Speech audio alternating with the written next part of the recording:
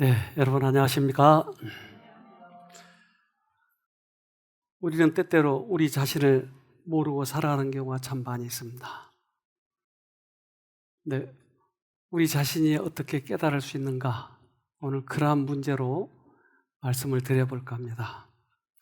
꽤 많은 사람들이 자신의 위치를 잘 모르고 자기가 어느 쪽으로 가고 있는지를 잘 모르는 경우가 있습니다.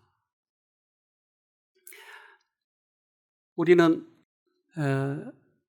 생각을 만들어낼 수가 없고 하나님이나 사단으로부터 오는 생각을 받아서 그것을 우리의 행동에 옮기고 또 그것을 가지고 전하기도 하고, 그런데 우리는 이 생각을 내가 스스로 만들어낼 수 있다라고 착각을 해요.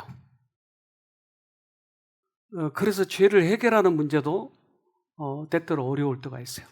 만약에 내가 생각을 계속 만들어내서 죄를 많이 졌다면 우리들의 이 생각 근원을 바꿔야 되기 때문에 상당히 어려운 문제가 있습니다.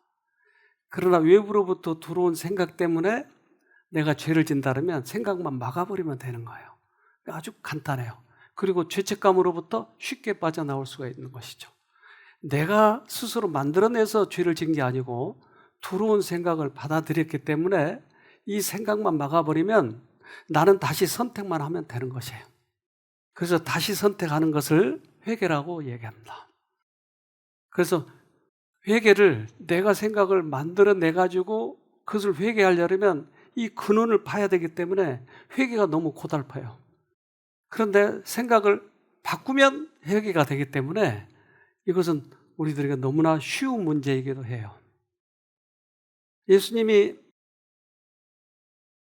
이제 5,000명을 먹이시고 그 떡을 이제 주워 담는데 남는 것을 이런 말씀을 하세요. 마태복음 16장 6절 예수께서 이르시되 삼가 바리새인과 사두개인들의 누룩을 주의하라 하신대. 요즘엔 누룩을 뭐라고 그러죠? 이스트라고 그러죠. 네. 저도 옛날에 그 누룩으로 만든 술을 먹어봤어요. 학교 다니기 전에. 집에서 동동주를 만들어 놓으면 이걸 한 컵씩 이렇게 얼마나 달큰하고 맛있는지 몰라요. 어느 날 제가 널브러져 있대요. 그러면 우리 엄마가 찾으러 다니는 거예요. 근데 그 누룩으로 술을 만들면 참 달큰하고 맛있어요. 근데 누룩으로 또 뭘 또 만들죠? 빵도 만들어요. 그러니까 이 빵과 지금 누룩이 연결되어 있기 때문에 누룩을 조심하라. 그러면 무엇을 조심하라고 하신 건가, 예수님께서? 그래서 특별히 예수님은 바리새인과 사두개인의 누룩을 조심하라라고 얘기를 해요. 마태복음 16장 11절로 12절 어찌 내 말한 것이 떡에 관함이 아닌 줄을 깨닫지 못하느냐. 오직 바리새인과 사두개인들의 누룩을 주의하라 하시니 그제야 제자들이 떡의 누룩이 아니요 바리새인과 사두개인들의 교훈을 삼가라고 말씀하신 줄을 깨달으니라. 그러니까 이 누룩이 떡에 넣는 누룩이 아니고 이 누룩이 사람들의 잘못된 교훈, 습관 이런 것을 지금 얘기하고 있는 거예요. 그러니까 바리새인과 사두개인들 이들의 교훈을 생각하라. 그런데 그때 당시에 이스라엘은 바리새인과 사두개인들은 지배층이었어요. 그렇기 때문에 그들의 영향력이 쉽게 백성들에게 전가되는 것이죠. 그러면 바리새인과 사두개인의 교훈은 뭘까 하는 거예요. 교훈. 그들이 주는 교훈은 뭘까? 그래서 이 떡에 넣는 누룩인 줄 아니까 예수님이 다시 이야기한 거예요. 분명하게. 누가복음 12장 1절 그 동안에 무리 수만 명이 모여 서로 밟힐 만큼 되었더니 예수께서 먼저 제자들에게 말씀하여 가라사대 바리새인들의 누룩 곧 외식을 주의하라. 그것이 외식이었어요. 외식. 밖에 가서 밥 먹는 것 외식. 뭐죠, 외식이? 여러분 외식을 잘 안 해봐서 모르죠? 외식이 뭐죠? 네? 외식. 여러분 자주 하고 있는데 왜 모르세요? 겉과 속이 달라. 그러니까 그런 채 하는 거예요. 외식. 속으로는 미워 죽겠는데 씩 웃어주는 거예요. 나는 속에서 도둑질 하고 싶은데 착한 척 하는 거예요. 외식이요. 이게 누르기래요. 그러니까 죄는 빵 속에 보면 빵 속에 구멍이 뽕뽕뽕 많이 났잖아요. 그것은 이스트가 지나가니까 그 구멍이 뚫리는 거죠. 번져가 버린 거예요.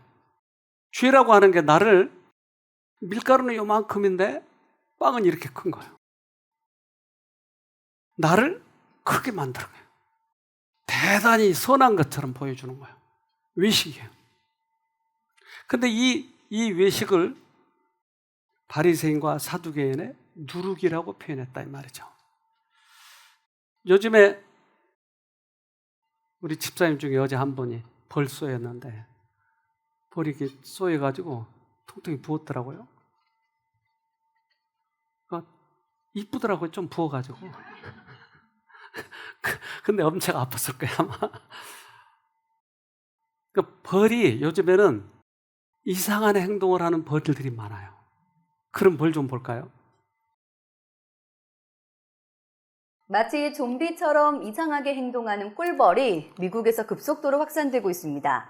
기생파리의 유충이 꿀벌의 뇌를 훼손한 건데 아시아로 넘어올 가능성도 있어서 양봉업계에 비상이 걸렸습니다. 이성규 기자가 보도합니다. 꿀벌이 하늘을 날지 않고 땅바닥에서 뒹굽니다. 마치 술에 취한 것처럼 이상행동을 보입니다. 오리곤과 버몬트, 워싱턴주 등 미국 전역을 강타하고 있는 좀비 벌입니다. 꿀벌이 이상하게 행동하는 이유는 기생파리의 유충 때문입니다.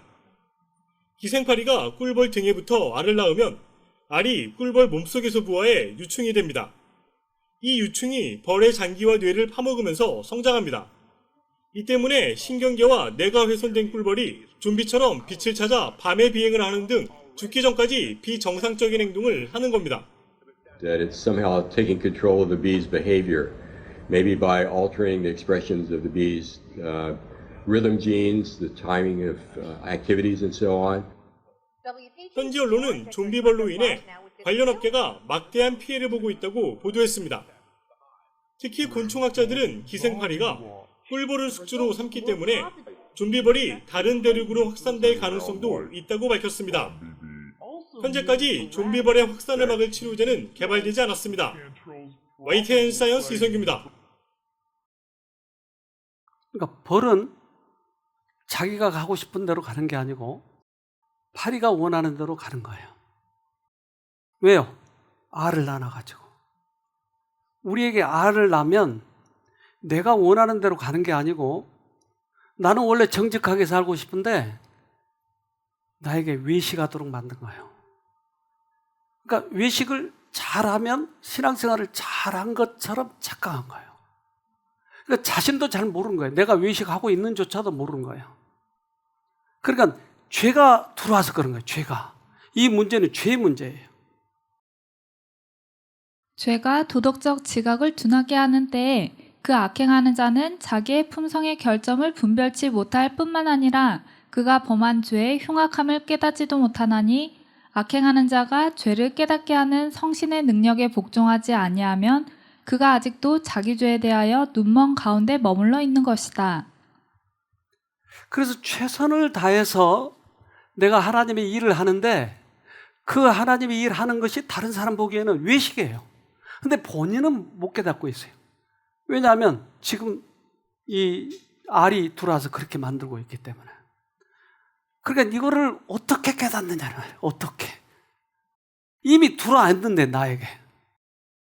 그러니까 이것을 깨닫지 못하니까 사람마다 다 알이 하나씩 들어가가지고 어떤 사람은 외식을 하고 어떤 사람은 이 성질을 자주 내니까 성질 내는 것으로 근데 성질이 나는 필요하다고 하는 거예요. 그러니 자기 자신이 어떻게 깨닫느냐 이 말이에요. 빵 속에 이스트가 들어가서 구멍을 많이 내려서 크게 만들어놨는데 나는 그게 옳다고 생각하는 거예요. 이 거짓 원칙은 일단 받아들여진 바 되면 마치 가루 속에 든 누룩과 같이 품성에 침투하여 변화시키는 작용을 하였다. 사람들로 하여금 그리스도의 말씀을 받아들이기를 그렇듯 어렵게 만든 것은 바로 이 기만적인 교훈이었다. 그래서 이러한 죄의 능력이 들어왔기 때문에 예수님의 능력이 들어오지 못하도록 막고 있는 것이에요. 이게 문제라고 하는 거예요. 그래서 이 죄라고 하는 게 원래 예수님은 죽기까지 복종하셔서 자기를 십자가에 못 박히셨는데 사단은 자기를 높여서 하나님과 비교하려고 했어요. 비길이라고 그래요. 그러니까 이러한 교만과 겸손은 서로 가장 대두되는 그런 특성이에요. 그러니까 바리새인들은 자기 위주로 사는 거예요. 즉 자기를 높여주는 거예요. 이것은 외식은 자기를 높이고자 하는 정신이었어요. 즉 알이 들어와서 그렇게 만들어버린 거죠. 바리새인들의 외식은 이기주의에서 나온 것이었다. 자신을 영화롭게 하는 것이 그들의 생애의 목적이었다. 그들로 성경의 말씀을 왜곡하고 악용하며 그리스도의 사명의 목적에 눈을 감게 한 것은 바로 이것이었다. 네. 그래서 외식이 들어와버리면 나도 모르는 사이에 그렇게 변해버리고 마는 거예요. 저는 잘 모르겠는데 다른 사람이 그러기를 참 잘생겼다고 그러더라고요. 왜 웃으세요? 저는 잘 모르겠는데 엄청 설교를 잘한대요. 맞아요? 그럼 부추긴 거예요, 그건. 그러니까 이 방법이 좀 무식한 사람은 나 잘났다 그러는데 조금 배운 사람은 난 잘 모르겠는데 다른 사람이 그렇게 잘생겼다고 그래. 나는 잘 모르겠어. 그런데 다른 사람 나를 설교 잘한다고 그런다니까. 그럼 무식한 사람하고 배운 사람은 뭐가 차이가 있어요 지금? 좀 배운 사람은 자기를 가장하는 거고 무식한 사람은 그냥 바로 얘기하는 거. 그러나 근본적은 어디서 온 거예요? 죄에서 온 거예요. 근데 이것을 어떻게 깨닫느냐 이 말이에요. 어떻게. 지금 좀비가 들어와서 나에게 알을 낳는데 어떻게 깨닫느냐는 거예요. 그래서 주님께서는 계속 우리에게 문을 두드려요. 그래서 이걸 깨달으면 돌아갈 수가 있는데 우리가 깨닫지 못한다고 하는 이것이 불행이라고 하는 것이죠. 그의 사랑으로 그의 말씀을 통하여 또한 그의 섭리를 통하여 그리스도는 정서의 문 밖에서 두드린다. 그의 지혜로 마음의 문 밖에서, 그의 주권으로 양심의 문 밖에서, 그리고 그의 약속으로 사람의 희망의 문 밖에서 그는 두드린다. 그래서 주님께서는 우리들을 강제로 하시지 아니하고 언제나 문을 두들기는 거예요.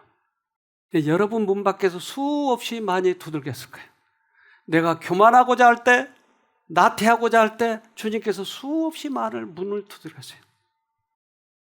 저는 가끔 이제 우리 봉사자들하고도 얘기하고 또 우리 교인들하고도 얘기하고 그런데 너무나 이것이 마음이 둔해져 버리면 그러니까 예수님께서 말씀하시고 그런데도 이게 둔해지면 나중에는 안 들려버리는 상태까지 오는 거예요. 이게 무서운 거예요. 그러니까 문 밖에서 두드리는데 처음에는 좀 찔끔 하거든요. 그런데 이걸 거절하면 나중에는 아예 안 들려버린 거예요. 그래서 그렇게 해서 아주 끝날 뻔한 그런 사람들을 종종 보게 되는 거예요. 저는 뭐 여기서 다 얘기할 수는 없지만 가끔 그런 경우를 발견해요. 그러면 소름이 돋아요. 야, 저렇게 해서 끝나버리면 큰일 나는데. 근데 어떤 경우는 그렇게 해서 반전해서 돌아온 경우가 종종 있더라는 거예요. 그것은 우리 마음에 예수님께서 오셔서 이제 두들기고 그것에 대해서 내가 조금 반응하면 나타난 증상이 뭐냐면 갈급함이에요. 아, 이렇게 살면 안 될 텐데. 어떤 사람은 나 회개해야 돼요. 이렇게 살면 안 돼요. 어떤 사람이 이렇게 와서 얘기해요. 그건 지금 예수님이 문을 두들기는 것에 대해서 내가 좀 반응하는 거예요. 어떻게 내가 잘못되고 있다고 하는 걸 깨달을 수 있느냐고요. 좀비가 들어와 있는데. 그래서 우리 마음에 갈급함이 생겼다면 여러분 그것을 중시하세요. 그대가 마음 가운데 어떤 부족을 느낀다면 또한 의에 줄이고 목마른 것 같은 생각이 든다면 이것은 그리스도께서 성령의 선물을 통하여 그대 스스로는 할 수 없는 것을 그대를 위하여 해주시고자 그대의 마음에 역사하고 계신다는 증거이다. 네. 아이들이 그 성경학교 때 가만히 들어보세요. 얘들 이 노래 알죠? 네. 어떻게 들어보라고요? 가만히. 근데 우리들의 마음에 예수님께서 말씀하실 때 이 말씀을 신중하게 듣지 않으면 지나가 버려요. 한 집사님이 옛날부터 이 허리 통증이 있었어요. 근데 골반까지 이렇게 통증이 오는데 옛날에 이곳에 오셔서 회복되셔서 가셨어요. 근데 다시 그게 시작되는 거예요. 근데 과거에는 자기가 의지로 병원도 가고 그랬는데 이번에는 완전히 아무것도 할 수 없는 것이에요. 그래서 이렇게 해서 내가 끝나나 보다 그래서 불이 나게 쉼터에 들어오셨어요. 일주일 전에. 들어와서 오자 한 몇 시간 만에 이분이 회복되기 시작한 거예요. 그러면서 깨달은 게 있었는데 그것은 자기가 거절하니까 나중에는 헤어나올 수 없이 위가 꽉 막혀 있는 것처럼 느껴지더라는 거예요. 그래서 기도해달라고. 기도해 주는 중에 이분이 강의 말씀을 듣고 버떡 깨달은 게 있어요. 그거 한번 들어봅시다. 하나님께서 깨닫게 해주신 것은 어저께 원장님께서 말씀을 통해서 한 말씀이 저한테 성령 하나님께서 들려주신 것 같아요. 그것은 무엇이냐면 나의 선 속에 내가 짓눌려서 살았지 않았나 이런 생각이 번개처럼 이렇게 들어오는 거예요. 근데 나의 선 속에서 내가 짓눌려 살아왔다는 것을 깨닫지 못했었어요. 나는 그냥 선천적으로 이렇게 사람들한테 이렇게 잘해주고 이러는 것들이 그냥 좋은 건 줄 알았어요. 근데 그거는 나의 선이었고 하나님과의 관계가 떨어진 그런 것은 아무것도 소용이 없다는 것을 깨닫게 됐습니다. 선 속에 악이 있다는 것도 그 말씀이구나 이거를 알게 되었습니다. 그래서 그 전에 원장님께 한번 여쭤본 적이 있었습니다. 왜 나는 이렇게 자꾸 넘어질까요? 나는 왜 자꾸 이런지 모르겠다고 그렇게 여쭤봤을 때 가식적인 신앙 이렇게 흘리신 부분이 있었어요. 근데 그게 무슨 뜻인지 왜 내가 가식적인 신앙을 하고 있을까? 나 하나님 사랑하고 하나님 말씀대로 살고 싶고 그렇게 사는 것 같은데 하는 그런 생각이 이렇게 들어서 그게 의문점이 있었는데 요번에 확실하게 나한테 그렇게 들려오시는 큰 음성을 제가 순종할 수뿐이 없었습니다. 그래서 이제는 진짜 온전히 주님께 맡기고 그런 맡기는 삶 속에서 온전한 자유를 얻고자 하는 그런 마음이 생기고 또 그렇게 살아야겠다. 그리고 지금은 그런 마음이 많이 편해졌습니다. 처음 올 때는 정말 입맛도 없고 나의 힘으로 이거를 아무리 이기려고 해도 이길 수 없는 그 사단의 힘을 내가 어떻게 할 수가 없었습니다. 그래서 입맛도 없었고 허리는 예전서부터 조금 많이 이렇게 고질병으로 있었지만 또 다른 증상이 저에게 있었습니다. 그것은 온몸이 막 화끈거리고 이렇게 통증이 전신으로 퍼지는 그런 증상이 있었어요. 근데 첫날 왔을 때 한 3시간 지났을 때 정말 이 머리서부터 뭔가 짓눌리고 있던 것이 확 이렇게 뭐랄까 이렇게 자유롭고 이렇게 편안한 그런 느낌을 가졌는데, 그것은 하나님께서 주신 선물이거든요. 확실하거든요.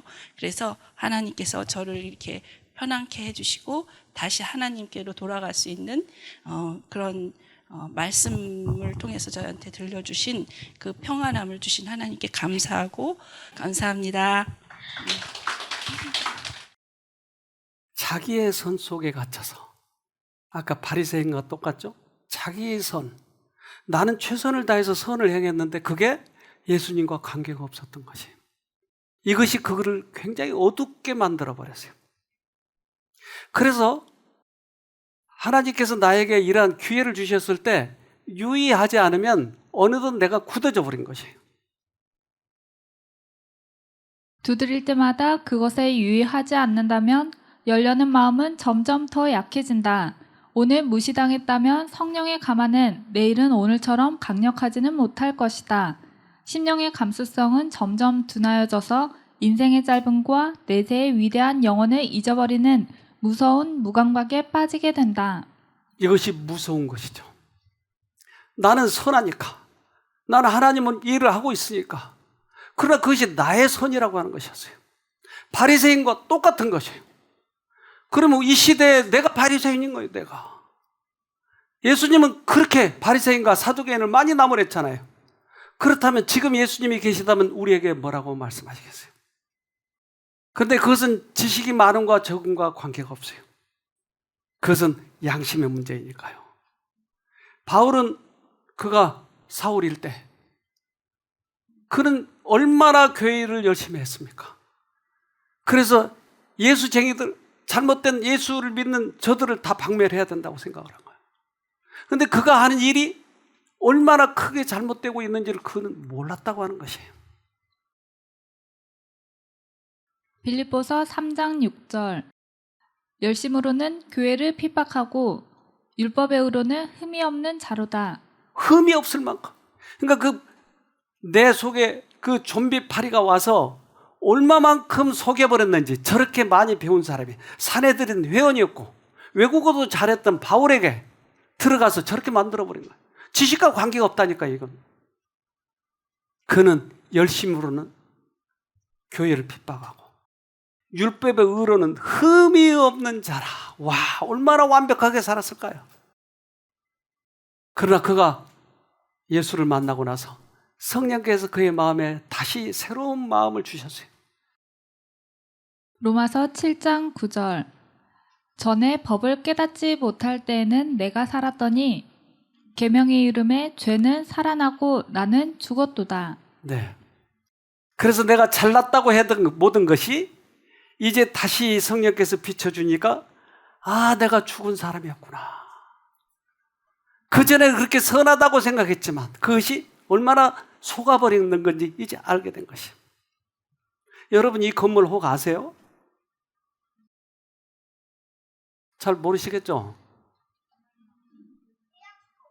대학교, 그렇죠. 맞아요. 아, 보세요. 보는 눈마다 다 다르잖아요. 여기는 알겠어요?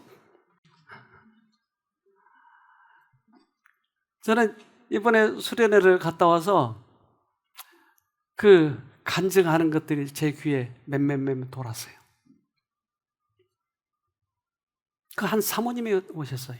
목사님도 그날 간증을 참 잘하셨는데 옛날에 한번 들었던 거고, 이 사모님이 했던 것은 이번이 처음이었어요. 그런데 그는 양심이 있었어요. 그래서 최선을 다해서 목회를 했던 것이에요. 근데 그 목회가 너무 힘들어요. 저도 그런 경험했으니까. 옛날에는 방문한 게 기뻤고 만남이 기뻤고 그들에게 복음 전한 게 기뻤는데 어느 날부터 힘든 거예요. 그래서 이분도 힘들어. 왜 내가 힘들지? 남편이 설교를 잘못해서 그러나 봐. 남편한테 쉼터 좀 다녀오라고. 나는 괜찮으니까. 나는 그래도 눈이 밝잖아. 괜찮대. 근데 본인이 여기 오셔서 깨닫게 된 게 있었어요. 이분 얘기를 잠깐 들어봅시다. 사실은 저희 남편이 5년 전부터 위가 아프고 몸에 살이 엄청 많이 빠졌어요. 그래서 굉장히 좀 몸이 쇠약해진 상태였기 때문에 저희가 5년 전부터 계속 연말만 되면은 휴직을 계속 고민했습니다. 실제적으로. 어떻게 우리가 좀 쉬어야 되지 않을까? 이제는 정말 목회라도 할 수 없을 것 같은데 그런 무기력한 상태에 우리 가정이 있었기 때문에 그런 고민을 하면서 우리 남편이 좀 쉼터에 가서 회복되면 좋겠다. 처음엔 그렇게 생각을 했습니다. 그래서 저희가 참석을 했어요. 온 가족이. 그런데 제가 거기서 하루가 지나고 이틀이 지나고 점점 드는 생각은 뭐였냐면은 내가 좀 아픈 사람이었네? 내가 문제가 있었네? 우리 자녀들의 문제가 있네? 어떡하지? 이런 생각이 들었어요. 예수님, 저 근데 정말 인정하고 싶지가 않은데 내가 이렇게 아픈 병들어 있는 사람이라는 걸 내가 인정하고 싶지 않고 나 진짜 열심히 살았는데 근데 제가 아픈 사람이 전 병들어 있었고 네, 예수님, 저 정말 낫고 싶어요. 저의 첫 자각이었습니다. 나는 하나님과 끊어져 있었구나를 알게 됐어요. 내가 내 힘으로 하나님과 떨어져서 하나님의 일을 하려고 내 악으로 깡으로 살아왔구나. 육아도 그렇게 했구나. 그것을 알게 되었습니다. 그리고 나는 여지껏 내 자유의지를 활용해서 예수님을 불러서 이 자아를 극복해본 싸움을 한 적이 없다는 걸 알게 됐어요. 이제까지 내 신앙은 잘못됐다. 나는 처음부터 다시 시작해야 되겠다. 이런 생각이 들었어요. 그래서 다시 이 세미나가 끝나고 다시 저희 가정이 쉼터를 방문하게 되었습니다. 딱 일주일이었어요. 그곳에서 지내는 동안 모든 잡념을 끊고 예수님을 부르고 예수님께 집중하는 시간을 잠깐 가지게 되었어요. 아침, 점심, 저녁 먹고 산책하고 예수님 찬양하고 말씀 암송하고 예수님 부르고 그런데 거기에서 정말 쉼이 느껴졌어요. 하나님은 나에게 짐을 지어주시려고 하시는 게 아니고 나의 멍에를 매라는 이 말은 나에게 쉼을 주기 위해서구나. 그분이 다 해주시겠다고 약속하신 거구나를 알게 됐어요. 그래서 저희 가정이 그때부터 예수님을 부르기 시작했습니다. 하나님이 저에게 원하시는 것이 단지 자아를 굴복시키는 것, 이 한 가지라는 사실을 알았을 때 저는 오히려 너무나 가벼움을 느꼈어요. 이분에게 성령께서 음성을 들려주셨을 때 내가 아픈 사람이었구나. 내 속에 좀비가 들어와 있었구나. 최선을 다해서 선한 일을 했지만 그것은 좀비가 원하는 일이었구나. 이것을 인정한 거였어요. 여러분, 이것을 인정한다고 하는 것이 첫발이에요.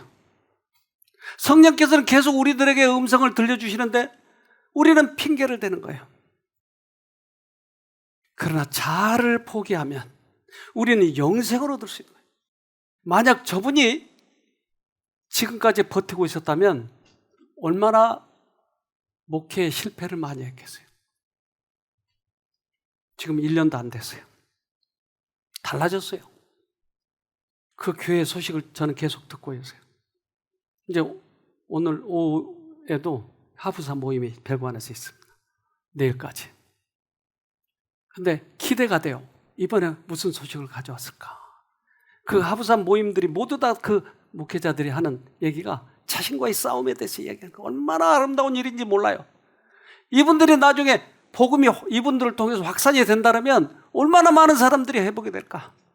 그저 교회 왔다 갔다 하는 거 그런 거 말고 자기 폼재는 거 말고 헌금 많이 냈다고 사람들에게 자랑한 거 말고 자신과의 싸움에서 승리하는 그거.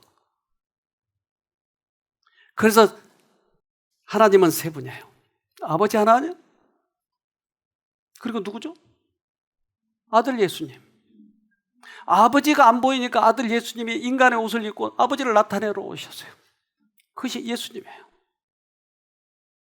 요한복음 1장 18절 본래 하나님을 본 사람이 없으되 아버지 품속에 있는 독생하신 하나님이 나타내셨느니라. 그러면 예수님이 나타내러 오셨는데 예수님이 돌아가셔서 하늘 가버렸어요. 그럼 어떻게 하죠? 성령께서 예수를 나타내러 오셨어요. 성령께서 예수를 나타내러 오셨어요. 성령께서는 다른 하나님이 아니고 세 분 하나님이에요.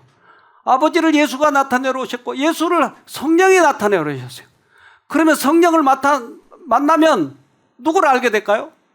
예수를 알게 되는 거예요. 그분은 진리예요.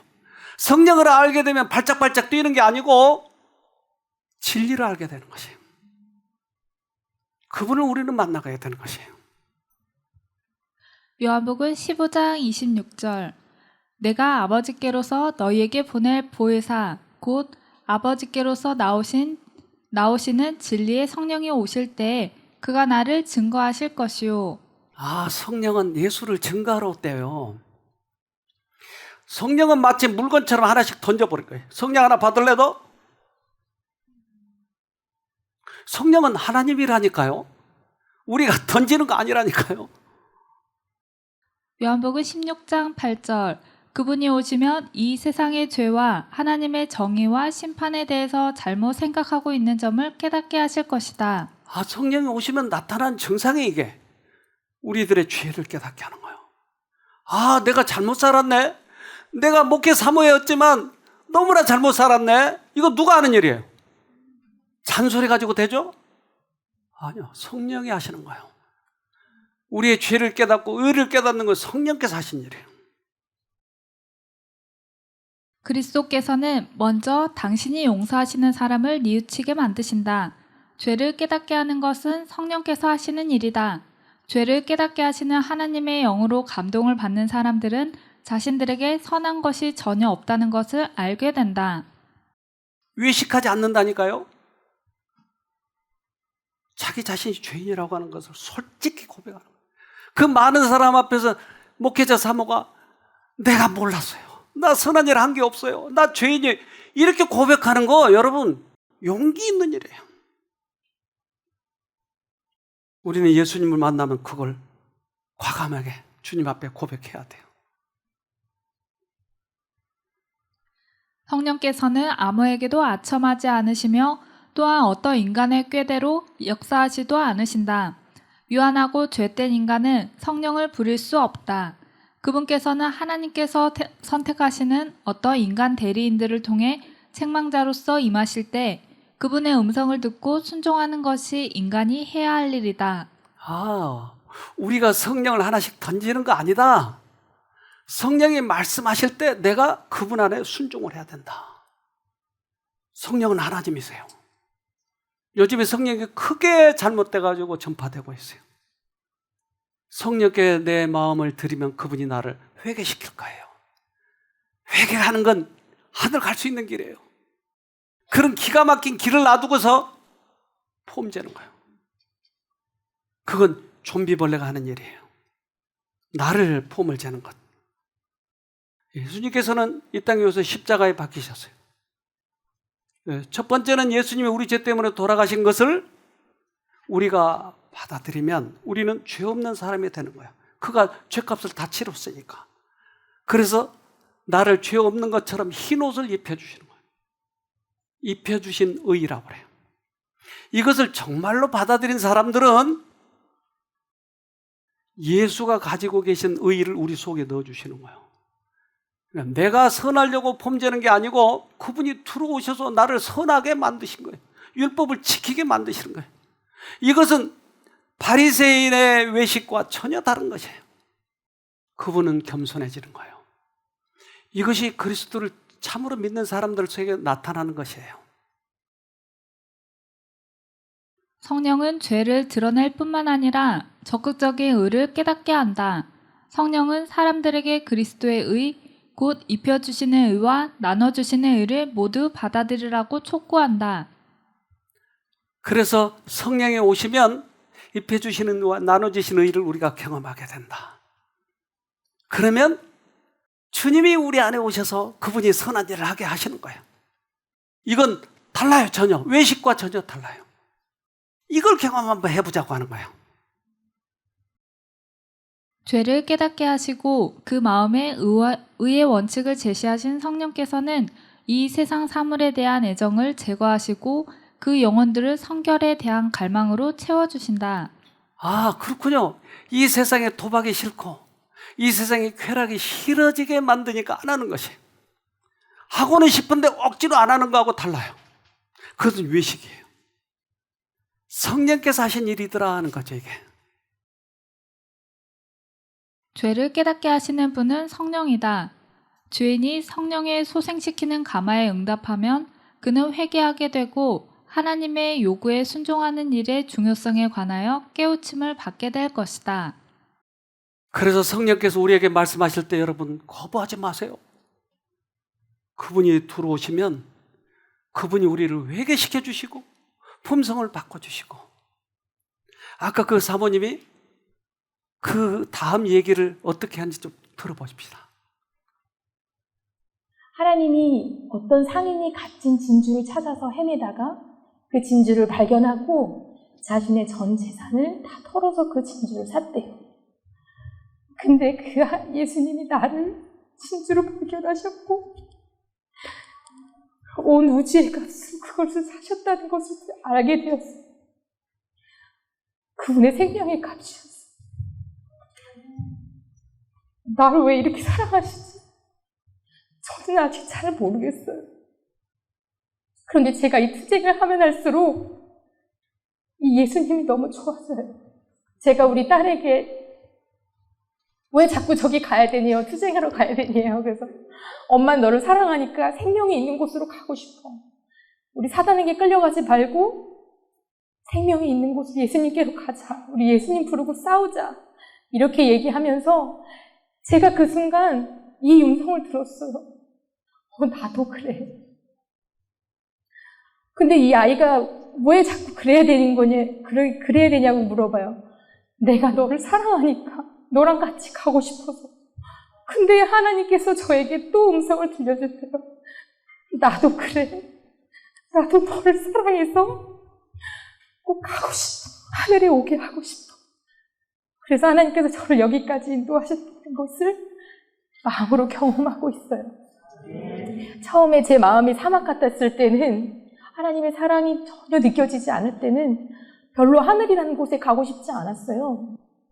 그런데 제가 이 예수님을 계속 만나고 경험하고 그분이 나를 사랑하신다는 것을 계속 말씀해 주실 때 나 이분을 진짜 만나고 싶다.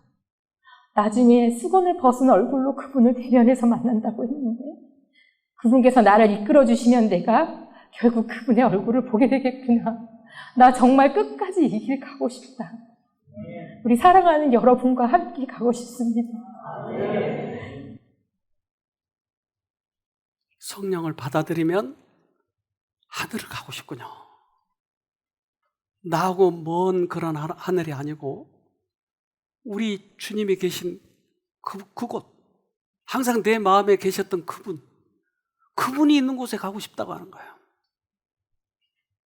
그래서 세상의 욕망, 여러 가지 우리를 유혹하는 것들, 나를 자랑하고 싶은 생각, 이런 것이 있을 때마다 하나님께서 우리에게 들려주시는 그 음성에 내가 한번 굴복해보세요.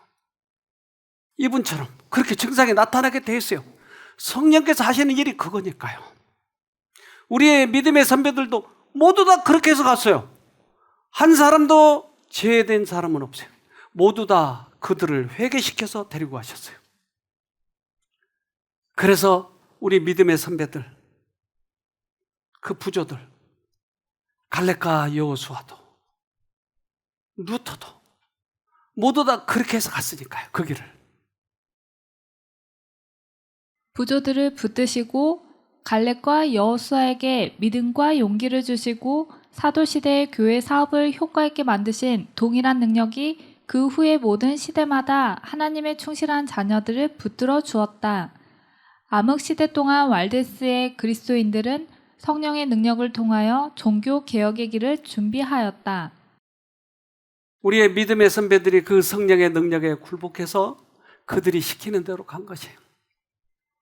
만약에 여러분들에게 오늘 말씀하시면 오늘 그 음성에 굴복만 하면 우리는 우리 믿음의 선배들처럼 그렇게 확실하게 구원의 길로 가는 것이에요. 주님이 가라시는 그곳. 그런데 우리는 하나님의 말씀 속에서만 이것을 경험한다고 생각을 해요. 근데 제가 그동안 경험한 바로는 하나님의 말씀 읽을 때도 물론 성령께서 말씀하실 때도 많아요.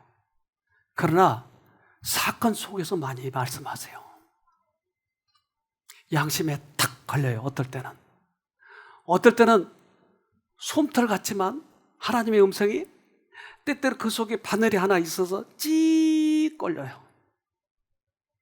나의 과거의 어떤 행동에 대해서 말씀하실 때가 있어요. 근데 여기에 굴복할 때 하나님께서 우리 마음에 들어오셔서 이야기하는 거예요. 사건 속에서 이야기하실 때가 훨씬 많다 이 말이에요. 그들이 하늘로부터 직접 말씀하시는 하나님의 음성을 듣지는 않으나 그분은 당신의 말씀의 교훈과 섭리의 사건들을 통해 그들을 부르신다. 그래서 그 사건 속에서 말씀하시면 거기서 굴복하세요. 여기 우리 요즘에는 수락산을 자주 갑니다. 수락산 옛날에 저도 꼭대기까지 자주 갔는데 요즘에 좀 힘들어요. 그래서 중간에서 멈춰버려요. 그래서 그 계곡 거기 발 담그고 그리고 돌아오고. 근데 여기 오신 한 집사님이 자기 아들하고 그 꼭대기까지 올라간 거예요. 자기가 뭐 그렇게 대단한 힘이 있다고 거기까지 올라갔는지 모르겠어요. 가다가 힘이 드니까 아들이 이제 밀어주는 거예요. 근데 이 아들이 엄마의 호흡에 맞춰서 쫙 밀고 가야 되는데 엄마와 관계없이 자기 힘대로 밀고 가는 거예요. 그분 얘기 좀 들어봅시다. 수락산 정상에 아들과 함께 걸어가고 있었어요. 근데 진짜 그날따라 다리가 너무 무겁고 어찌 그냥 땀을 뻘뻘 흘리면서 정상은 가야 되겠기에 가고 있는데 아들이 먼저 갔는데 뒤에 오는 엄마를 끝까지 뒤에서 돌봐주면서 내가 너무 힘들어하니까 등을 이렇게 뒤를 받쳐줬어요. 근데 받쳐주는데 이렇게 살짝만 받치고 내가 가는 길에 그냥 이렇게 서포트만 해주면 좋겠는데 세게 막 미는 거예요. 정말 한 발자국도 못 가겠는 거예요. 너무 힘들어서. 그 순간 아들이 저한테 이게 바로 엄마야.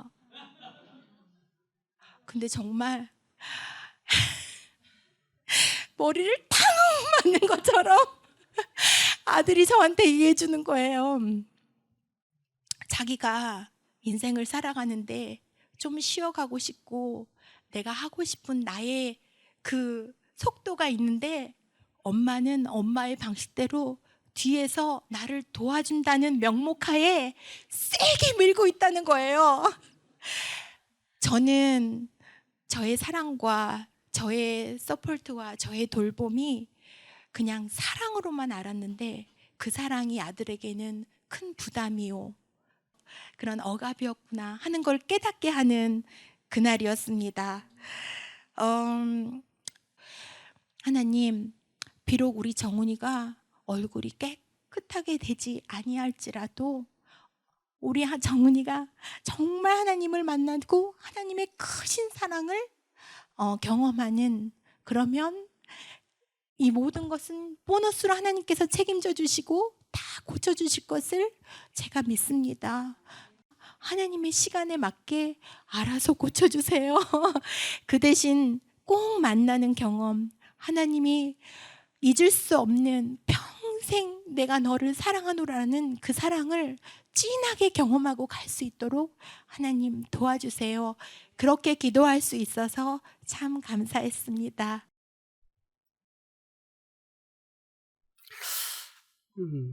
사건 속에서 만나나요? 아, 그러네요. 미는 게 뭐 하나님과 관계가 있어요? 그러나 하나님께서는 이 사건 속에서 우리를 만나시기 위해서 성령께서 그때 역사하시는 거예요. 근데 이 음성에 굴복하면 우리는 하늘을 간다니까요. 너무 많은 사람들이 지금 하늘 가는 길을 가고 있는데 이것을 경험하지 못하는 거예요. 그래서 열처녀 비유, 우리 아시죠? 5처녀는 슬기로운, 5처녀는 미련한 처녀. 미련한 처녀와 슬기로운 처녀의 차이는 뭐였죠? 기름을 준비해. 기름은 뭐예요? 성령이에요. 성령을 경험했느냐 못했느냐는 거예요. 보라 신랑이로다 맞으러 나오라고 부르짖을 때에 준비되지 못한 사람이 많을 것이다. 그들은 등은 가졌으나 기름 그릇에 기름을 갖고 있지 않다. 그들은 성령이 결핍되어 있다. 여러분, 오늘 누가 세게 밀거든 깨닫기 바랍니다.